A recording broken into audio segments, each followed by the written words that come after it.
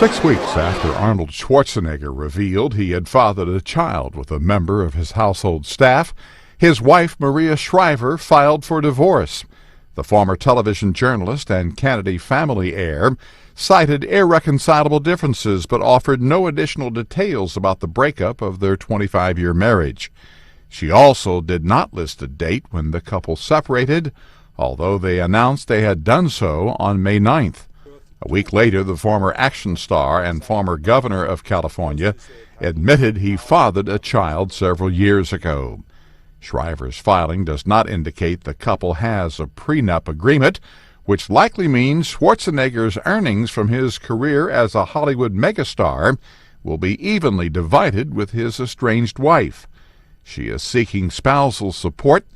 The couple has 4 children, including 2 sons who are still minors. Ross Simpson, The Associated Press. From your perspective, why? I mean, you have a beautiful wife, beautiful family, everything going for you. Where's this connect? Well, I mean, I think, as I explained in the book, I just created a huge screw-up. I, had this child, and it destroyed my family. And it was a situation where I couldn't even blame anybody else but myself, because my wife was a fantastic wife. She was a great friend. She was a great advisor, everything, great mother. I mean, my kids were fantastic and all this. And the thing that I cherished the most, I destroyed by just some stupid things that I've done. And so now it's, for me, it's important to kind of rebuild again and get the trust back with the kids and with my wife, and hopefully get back together again, bring the family back together again. Power will destroy whatever it can in its path in order to maintain power. And Arnold, he'll do anything he can to win. He is all things big and powerful. A barbarian of unnatural size and dimension. Steroids aren't just a freak drug for Arnold. It was to realize a dream. A Terminator harboring dark family secrets. His father put iron in his son's soul. He could be cruel. He was cruel to me. Whose insatiable thirst for dominance. He must be fierce and relentless and terminate terrorism. Leaves a path of destruction and scandal in his wake. You can listen to people who have never met Arnold, or you can listen to me. This was the biggest brainwash of all time. And yet, this guy emerged as the most powerful political force in the United States. I'll be back. It was pure magic.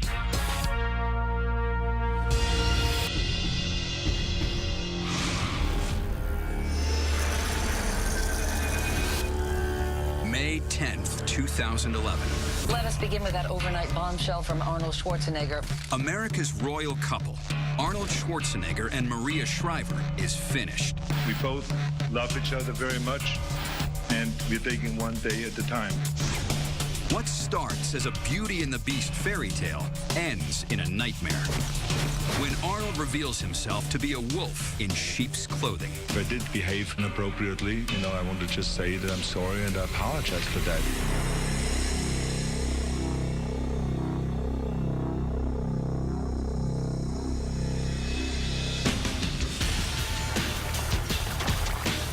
For over 4 decades, Arnold Schwarzenegger has steadily risen to become one of the wealthiest and most recognizable men in the world.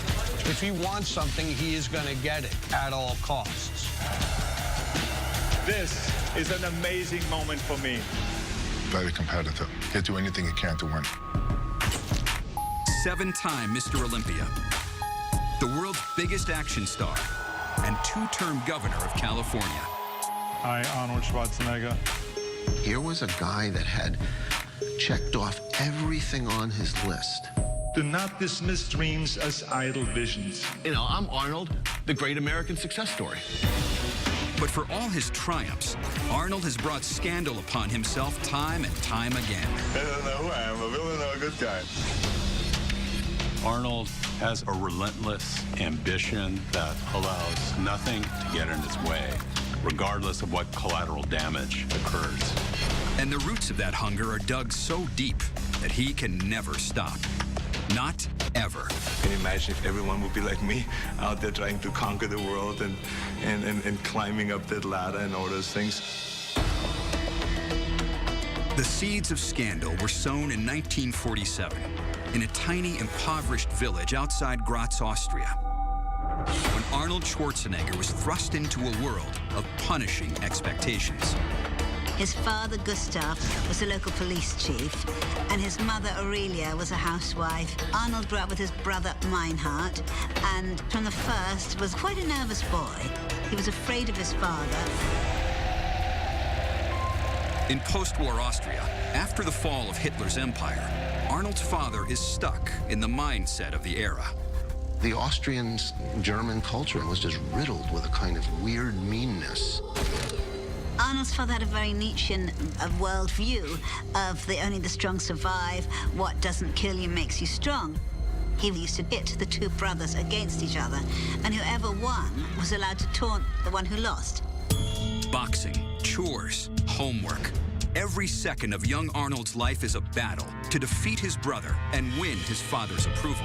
And nearly always, Arnold fails at both. Meinhard was big, he was handsome, he was muscular, and Arnold was kind of like the tag-along brother, even if they're only a year apart. Meinhard would always win, he'd clobber his brother.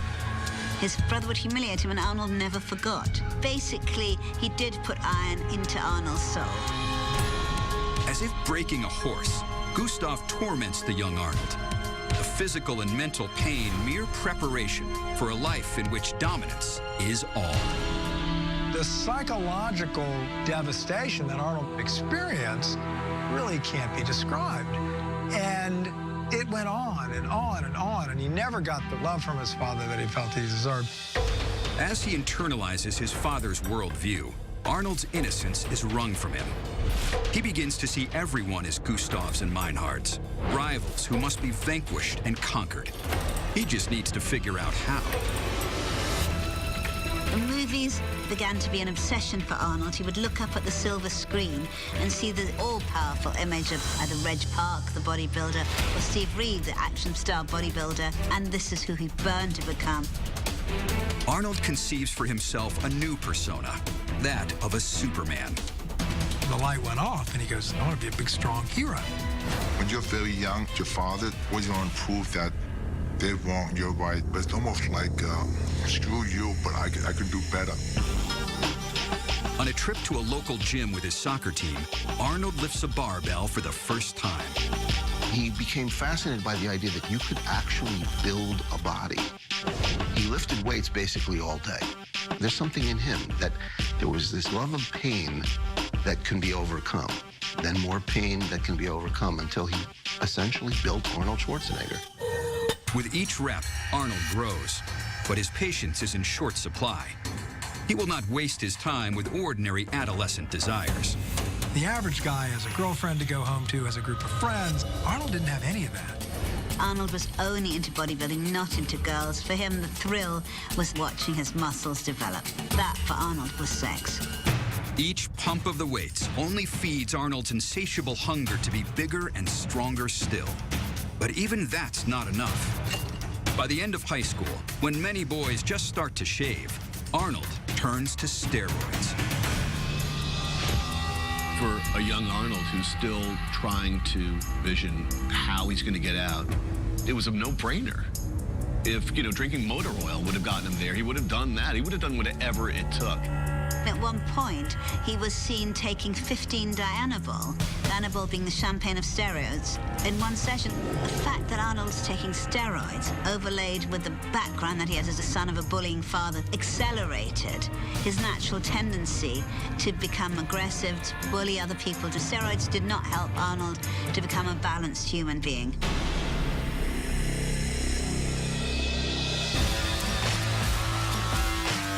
And soon, Arnold enters the world of competitive bodybuilding and begins dominating the European circuit. Others now see the hero that Arnold sees staring back at himself in the mirror. And with the adulation comes opportunity. Arnold, from from the beginning was aware that bodybuilding's riddled with gay aficionados of the, quote, sport. And many of those gay aficionados of the, quote, sport were very willing to pay money to young rising bodybuilders to pose. And I'll call it pose. Whether or not posing led to other things, who knows?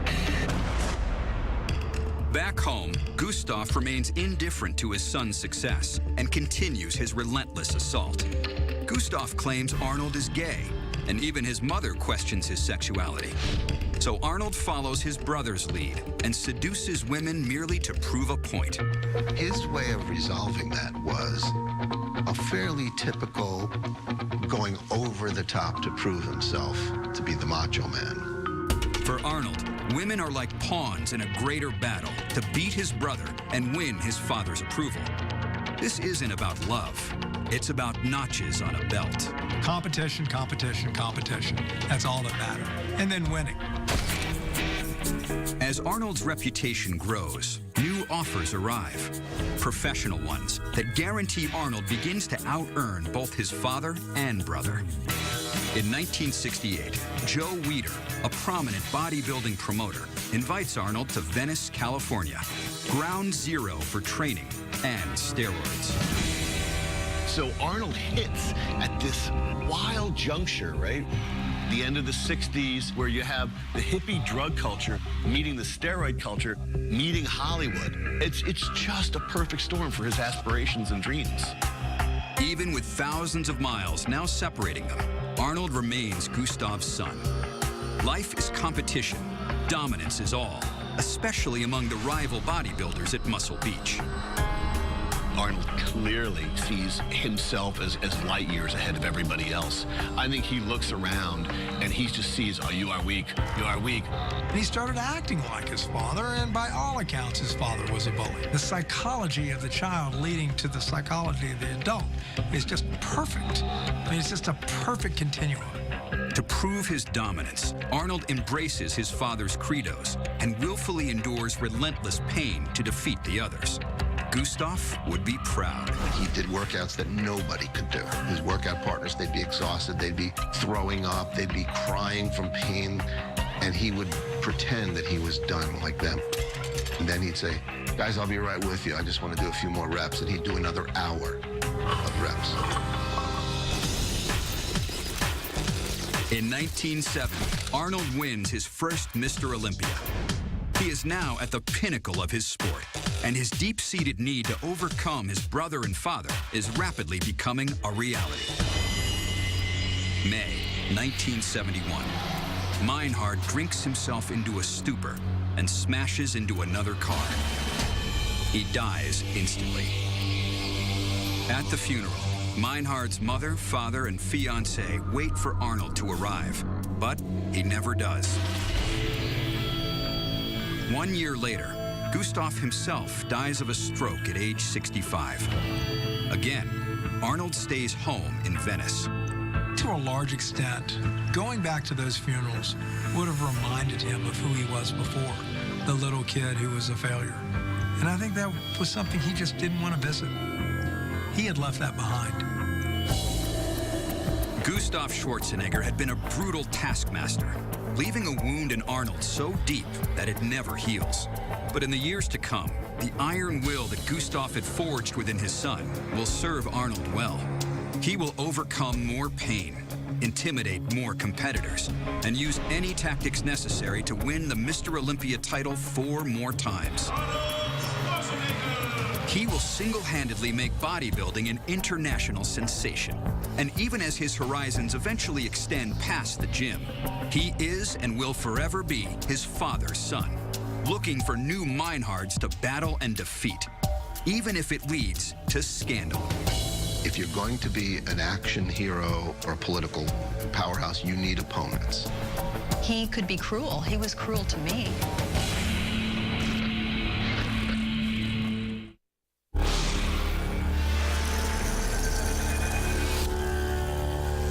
Arnold Schwarzenegger, 5-time Mr. Universe, 7-time Mr. Olympia.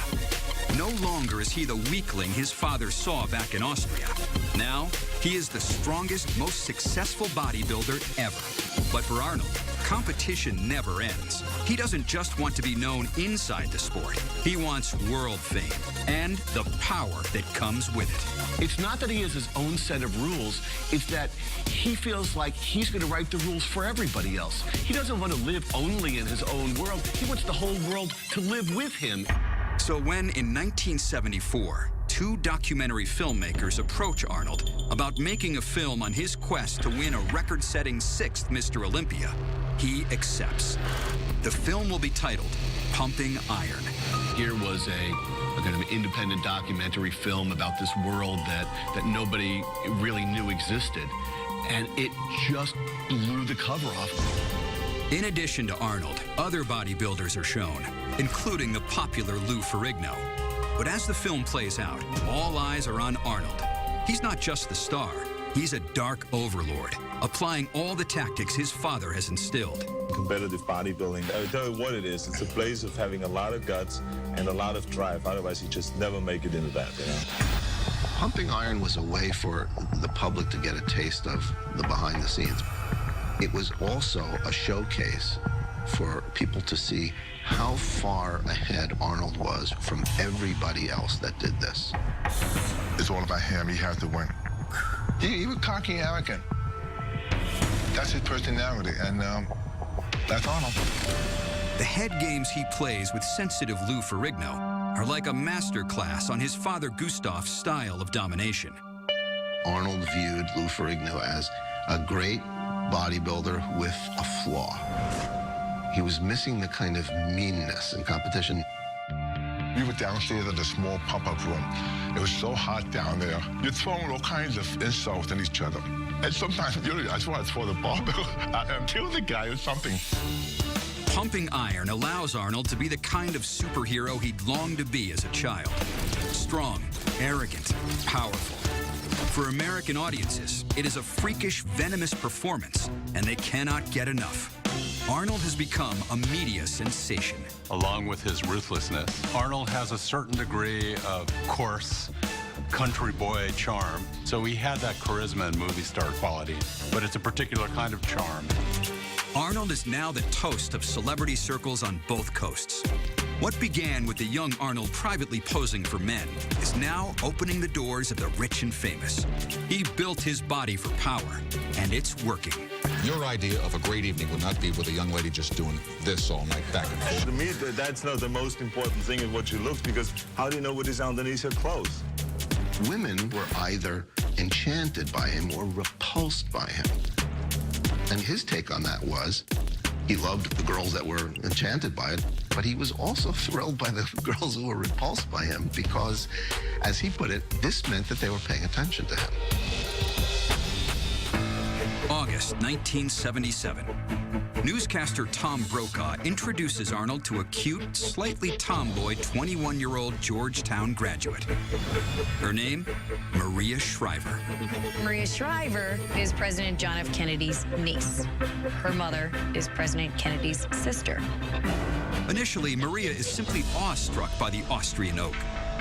Here was this guy who was suntanned, even if a little bit artificially, big, admired by people, driven, and in some ways he was like a prince. But for Maria, the attraction isn't just skin deep, it's rebellion. Maria wanted to be Maria in her own right, and the way to do that was someone who was so off the wall, really, so unusual, and that really gave Maria her own territory, her own realm. When word spreads the two are dating, scandal erupts. So you have the beautiful princess and the animal, and they don't belong together. You do have to wonder, was he looking at Maria as possibly a vehicle to help him achieve all that he wanted to achieve? As a young man, pumping weights was the only means to satisfy Arnold's need to feel powerful. But when Maria invites Arnold to meet her family at the fabled Kennedy compound in Hyannisport, Arnold gets his first taste of real power. This is where the Kennedy family built their legend. And for Arnold, the stakes are incredibly high. For Arnold, Maria Shriver was the richest prize in the universe. Underneath the pleasantries exists a test for Arnold. He may be impressed with the Kennedys, but will they be impressed by him? Here was this guy that could be a monster if you didn't know him. And if he was human around you, it meant that somehow you're a part of what tamed the monster. That's very, very seductive. Arnold's competitiveness kicks in. He gives the performance of a lifetime. He lets Maria's mother, Eunice Kennedy, beat him at handball and seeks political advice from the men. By the end of the weekend, he's got the family eating out of his hand. Now you have instead of Clash of the Titans, you have the Union of the Titans. Arnold was never looking for true love. Arnold was looking to become famous, Arnold to become accepted, Arnold to become a star. Destined for fame and power, the sky's now the limit for Arnold. But while he has the Kennedys in his pocket, none of them know he has a secret life back in California. I was 23 years old when we met. We're practically living together. Susan Murray had met Arnold on the Venice boardwalk 2 years earlier, and the pair had instantly bonded. Until Susan begins to suspect Arnold has found someone else. I'm definitely starting to try to gather evidence, you know, just paying more attention, you know, just being more paranoid. He told me about her, but he didn't tell me he was interested in her. But as soon as she questions him, he becomes another Arnold and resorts to his father's control tactics. One time we were together at some friends of his house. I was in a dress, and he just lifted my dress up and exposed me to his friends. And I was very embarrassed and angry, and yes, it was a prank, but I was his girlfriend, and that was just very cruel. If Susan believes their daily living arrangement reflects any deeper commitment, Arnold does his best to prove otherwise, frequently indulging his sexual appetite with other women. Sex, as his father Gustav had taught him, now a means of domination. At a certain point, he came back and gave Sue Murray a venereal disease, and she was outraged and confronted him. And Arnold said, well, you know, it's no different than if I gave you a cold. And when Maria comes out west for a visit, Arnold makes his loyalties clear. He basically said, I need you to get all your stuff out of my house because Maria's going to come stay here. Arnold's arrogance was such that he thought he could have it all, that he could have Maria and still live out his wildness with other women, and he did. When Arnold brings a friend on a fishing trip with Susan's family, he finally breaks her heart. They started speaking in German, and I could tell they were dissecting my body in not a nice way. And I was really hurt, really hurt. I knew he had feelings for me, but he also could just push that aside and use me for his cruelty, for his humor, for his connection to some other person. I could be discarded in that way.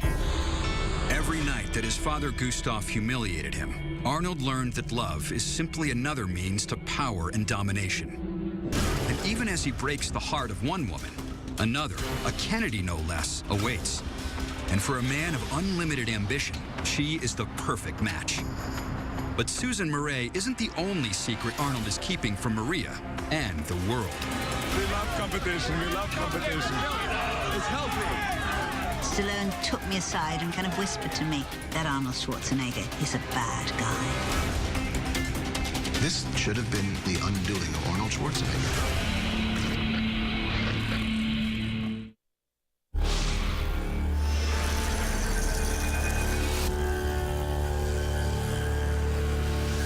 Conan the Barbarian, the Terminator, even twins. Arnold Schwarzenegger is box office gold, but he will risk it all to take down his rival, Sylvester Stallone.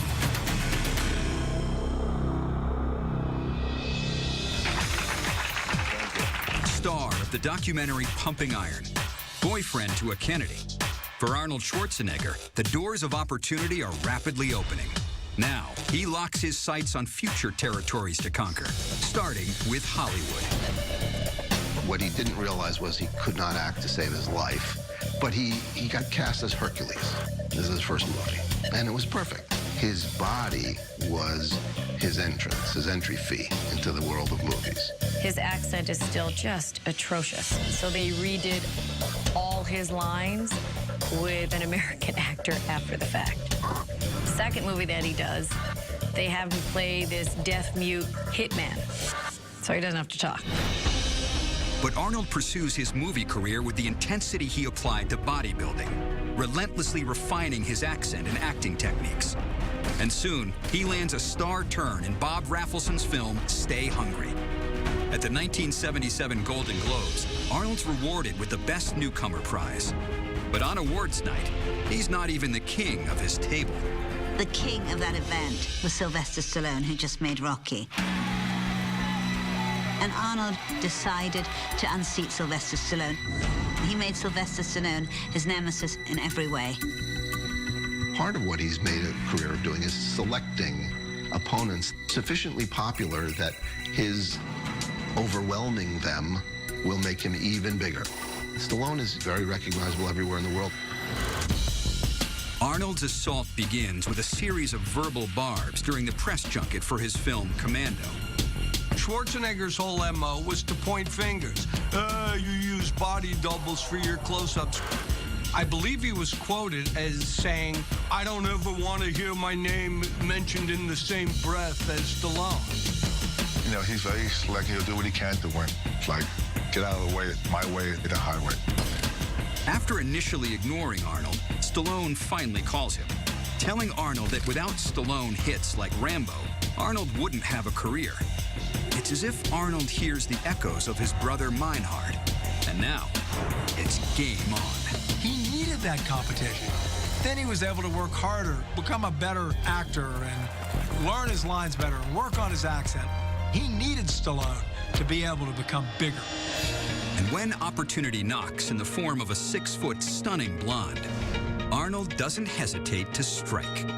He flew to Rome to make Red Sonja, and his co-star was Brigitte Nielsen, a 6-foot-tall, incredibly beautiful Dane, almost from another world, almost kind of an alien with red hair, very glamorous, very wild, very dangerous. Arnold and Brigitte proceeded to have an affair. Arnold and Brigitte's attraction is intensely sexual, each the other's mirror image, both Europeans eager to conquer America. He was telling me all about this and how he actually was madly in love with this woman, enough that it was hard to conceive of giving her up for Maria. Unbeknown to Arnold, Maria Shriver had spies on the set.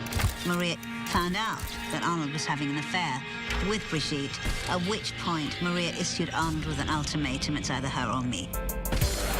Had Arnold been about love and sex, perhaps Brigitte might win. But his true hunger is for power, and that makes the choice crystal clear.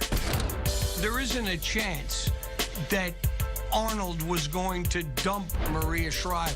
Maria Shriver, even at that time, was Arnold's ticket to bigger and better things.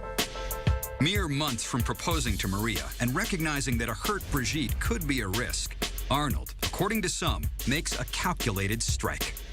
The plan? Knock off 2 birds with 1 stone. Knowing that Brigitte was a big fan of Sylvester Stallone, he kind of set Brigitte, who was trouble, onto Stallone, hoping that Brigitte would destroy Stallone. He found out where Stallone was staying in Manhattan, and he tipped Brigitte off so that Brigitte left her photographs at reception for Stallone. Stallone wanted to see her and did, and it started.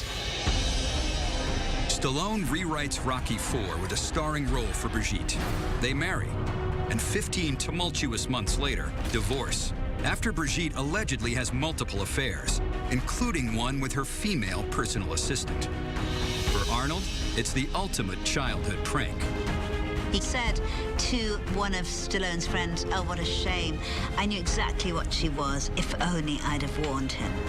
When, of course, he knew that Brigitte was going after Stallone because he'd engineered it in the first place. Brigitte was a guided weapon that Arnold pointed at Stallone with great success. And as soon as Arnold senses blood in the water, the instincts that his father and brother taught him years earlier kick in. Not content with having Brigitte in Stallone's life to Stallone's detriment, Arnold proceeded to give some very negative interviews about Stallone to the press. He gave one to Playboy in which he said he's got no heart, he's got no soul, why does he dress like an Italian producer?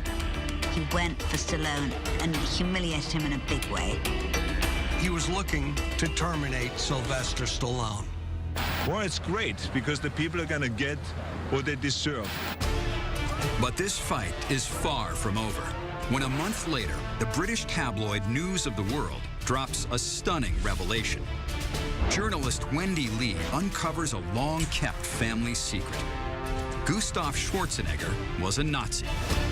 The story's source? Sylvester Stallone. And how did Stallone know? Brigitte Nielsen. Stallone told me that when Arnold took Brigitte on vacation to his mother's house in Austria, Brigitte saw pictures of Arnold's father in his brown shirt uniform. It was actually on record in the Berlin Document Center that Arnold's father was indeed a member of the Nazi Party. Rumors about Nazism have dogged Arnold for years, fueled in part by a pose he strikes in competition that looks like a Sieg Heil. Now that his father has been revealed to be one, the world wants to know, what does Arnold truly believe? The disclosure was pretty damaging. That kind of disclosure is something that really could have turned his career upside down. No real evidence exists that Arnold has ever harbored any Nazi sympathies. But in a tabloid world, it is the kind of inference that could immediately shut all the doors of power that Arnold has worked so hard to open. He can't just deny the story. Arnold needs to turn it into an opportunity. Step one, a lawsuit against News of the World, which he wins. Arnold has been known to batter people financially to sue them. Arnold is not a good enemy to have. He wasn't taking this lying down. Arnold commissions a report on his father from the Simon Wiesenthal Center that later suggests his father did not commit war crimes. And finally, Arnold uses all his will to change the narrative. The article comes out, and immediately, does that mean that Arnold is a Nazi? Well, he could just come out and say, no, I'm not. But instead, what he has to do is he has to kind of deflect attention from, well, what is Arnold doing as an American? And that suddenly became the motto is, I'm an American. I came from Austrians, but I'm American, and I believe in America. And it was Arnold's way of saying, don't look back. This is a blip. And this is yet again another example of Arnold writing his own rules. And Arnold pulls us with him. He has the ability to attract people, they follow him. Summer 1991. If Stallone believed the revelations about Arnold's father would defang his rival, he's wrong. The Arnold starring in Terminator 2 becomes a mega hit, placing him at the top of the box office food chain, the true measuring stick of power in Tinseltown. Only now does Arnold extend a peace offering, a chance for Stallone to join him in the restaurant chain Planet Hollywood.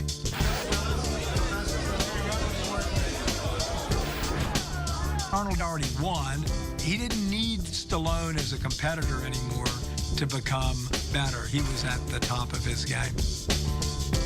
It's come, ironically, all full circle when now they appear as old fogies together in movies. But if you look at it carefully, it's always to show that Arnold still can outthink, outfight, outmuscle, outsmart. Hollywood has been an ample feeding ground for Arnold's power lust. But the hunger remains unquenchable. And soon, his eyes turn to yet a bigger prize. I didn't see any evidence of him being able to turn it off. But he has this one blind spot, and it's a terrible blind spot.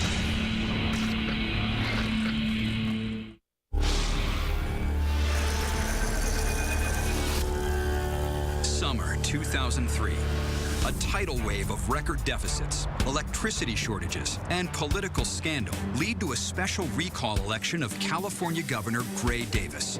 Circling the wounded governor is Arnold Schwarzenegger, eager to prey on his weakness. To many insiders, the notion is absurd. Arnold scares me. Schwarzenegger can't deliver. He reveals he's running on The Tonight Show with Jay Leno. The announcement took everyone by surprise. Convinced his name and stardom are his ticket to victory. America has been imbued with this idea that celebrities are opinion leaders. And when they're playing superheroes on the screen, the brainwash is that in the very small minds of the voting populace, that this guy would actually make a great governor. What his critics fail to understand is Arnold's insatiable appetite for power and his innate ability to lure others into that quest.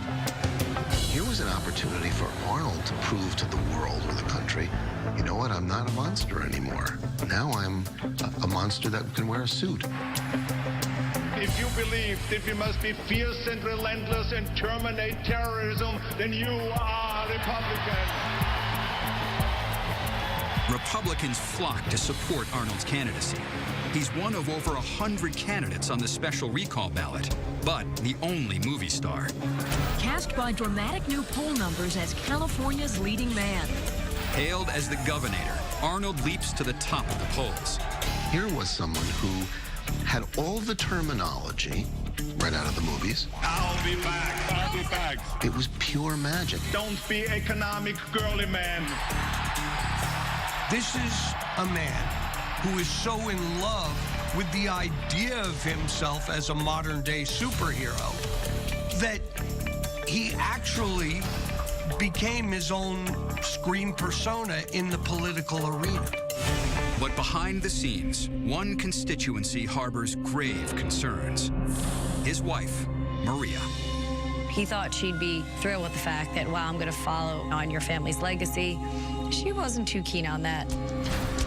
I think he was committed long before he told Maria Shriver, and in some way, when he saw the opportunity to run for high office, he was going to grab it.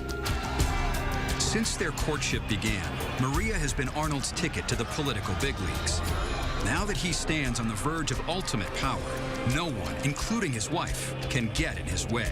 She gave up her job as a reporter and hopped on board and really helped him out with his campaign. He believes that he can make a difference for each and every one of you. That's why Maria Shriver stood fast behind her man. She really did, and this was a pattern for her.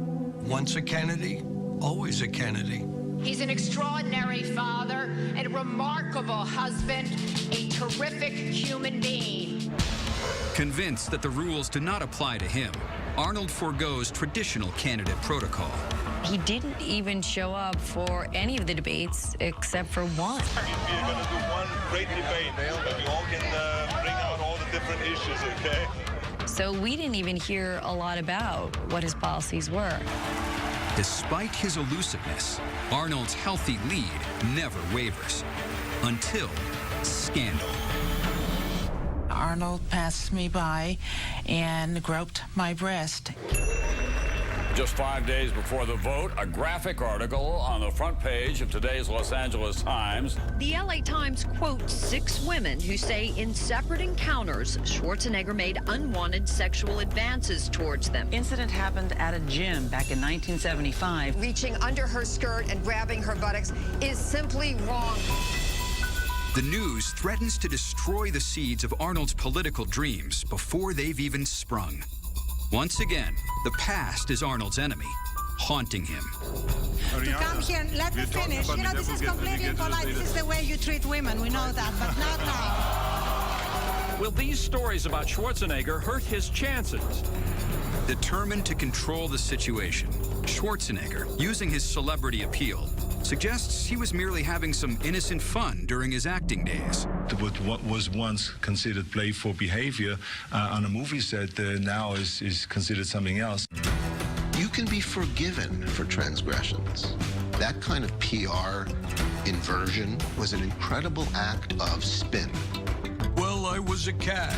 I've changed my ways. And in fact, what he did to sort of deflect all those accusations was when he got into office, he actually set up sensitivity programs towards women. For him and his staffers, smart guy.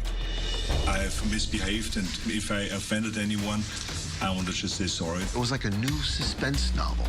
Can Arnold rebuild himself out of this? Let's see. Immediately, Arnold brings out the big guns.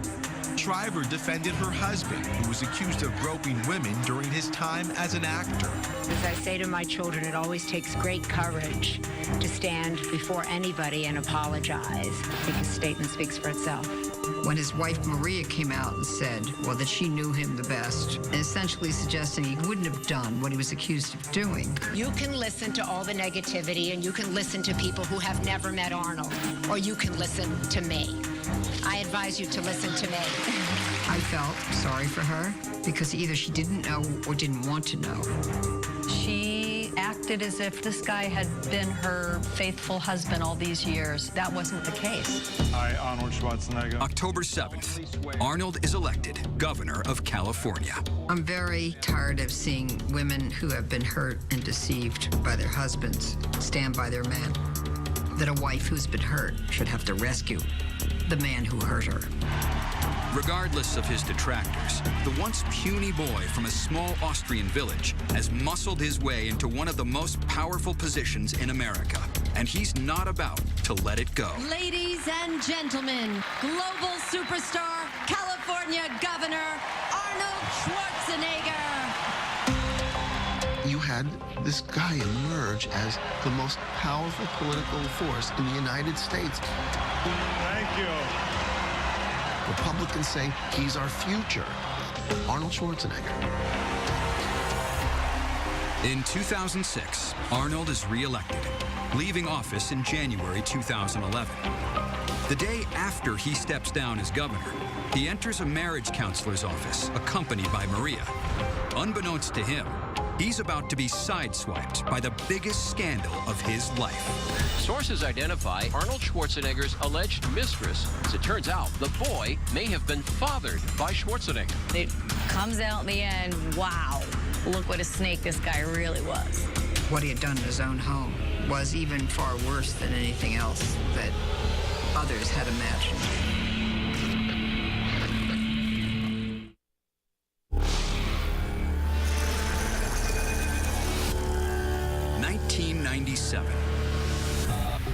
Maria and the kids are away on holiday, while Arnold's in town finishing shooting on Batman and Ramen. Arnold suddenly finds himself alone with Mildred, the housekeeper, in the guest house. 9 months later, she gives birth to a son she names Joseph. For most of us, we know danger, danger, danger. We're not going to mess with them in our own house with the housekeeper. To Arnold, big, rich, famous, powerful, rules don't apply. And I've got my career on track, and I've got Maria right where I want her. You know, what's the big deal? I have a wife, I've got a mistress. He said that he never discussed it with Mildred, that the possibility that this child could be his. He decided, I better start paying for this child. And he just started giving Mildred extra money. While Arnold takes care of the boy financially, he knows it's just a matter of time before the truth comes out. There was even some joking going on in the home. That, oh, wow, you know, doesn't he look a lot like you? Ha, ha, ha, ha. January 2011, his house of cards comes tumbling down when Maria asks to meet at their marriage counselor. Schwarzenegger is 1 day out of office. He's left the governor's office. And it was at that exact moment where Maria Shriver confronted him, literally confronted him about the affair that he was having with their housekeeper. The therapist says she wants to know if that child that's living in your house, is that your son? And he admits to it. He said, yes, I'm very sorry. I did a bad thing. 4 months later, the world also learns the truth. Pandemonium ensues, and it seems like Arnold may have finally gone too far. Arnold Schwarzenegger, former Governor Schwarzenegger, had betrayed not only his wife, not only his children with his wife, but also the people of California who had elected him. Throughout his life, Arnold has moved through people with relentless determination. But Maria is different. The crown jewel in his American dream, and the clearest evidence that Arnold is not the loser Gustav had believed. Until now. She did not deserve that. That's, I can tell you. And that's why I felt always terrible about the whole thing. She was absolutely devastated. Within a few months, she separated from him. I don't think it's a coincidence that we only found out about his betrayal until after he was no longer governor. Arnold's response to the crisis reveals the extent to which his web of lying and cheating had gone. It's deception, it's adultery, it's taking advantage of yet another woman in a subordinate position. It's fathering a child that he essentially ignores. In the same year, he's fathered a child with Maria. It's pretty terrible, and it's pretty undeniable. Maria, I love you today more than ever. Thank you very much for being the most wonderful friend and wife. Why did he keep it secret for so long? Was he afraid of losing his position of power as governor? Was it all about Arnold all the time, 24/7? After the worst scandal in his life, Arnold returns to what he knows best, the movies, hoping to recapture previous glory. But after one bomb, then another. His last two movies have been dismal critical and box office failures. The message is clear. All that Arnold has worked so hard to create and build is in ruin. Arnold today is having trouble with one thing he's never had trouble with before, which is articulating his legacy.